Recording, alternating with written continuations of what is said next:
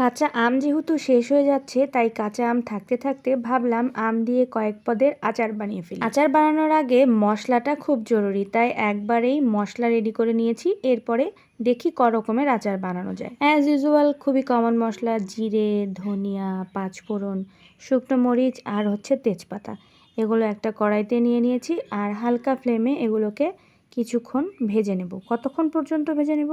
ভাজতে ভাজতে যখন একটা স্মেল পাওয়া যাবে, যখনই বোঝা যাবে যে না মশলাগুলো পারফেক্টলি ভাজা হয়ে গেছে। এটা একটা খুবই সহজ কাজ। মশলা ভাজা হয়ে গেছে, এবার এগুলোকে ঢেলে নিচ্ছি। এবার এগুলো গ্রাইন্ডারে খুব ভালো করে গ্রেট করে নিতে হবে।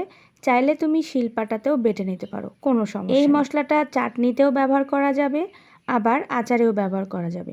আমি একটু বেশি পরিমাণে করে নিচ্ছি, কারণ এটা আমি ফ্রিজে রেখে দেবো। মাঝে মাঝে যখন চাটনি খেতে মন যাবে, যেমন এখন যেহেতু টমেটোর চাটনি রয়েছে, তারপরে কুলের চাটনি, তেঁতুল, আমড়া, কামরাঙ্গা, সব ধরনের চাটনিতেই এই মশলাটা ব্যবহার করা যায়। ছোটোবেলা থেকে মাকে দেখতাম মা কত রকমের আচার বানাতো। সব ধরনের আচার বানাতে না পারলেও চেষ্টা করি কিছু কিছু আচার বানাতে। আচারের মশলা বানানো খুব একটা কঠিন কাজও নয়, তবে এই কাজটা করে রাখলে পরে আচার বানানোর আগ্রহটাও মনে হয় একটু হলেও বাড়বে, কারণ এই কাজটা করা থাকলে ঝটপটি আচার বানিয়ে ফেলা যায়। আজ এ পর্যন্তই। নেক্সট ভিডিওতে নিয়ে আসছি কি কি আচার বানালাম। সবাইকে অনেক ধন্যবাদ।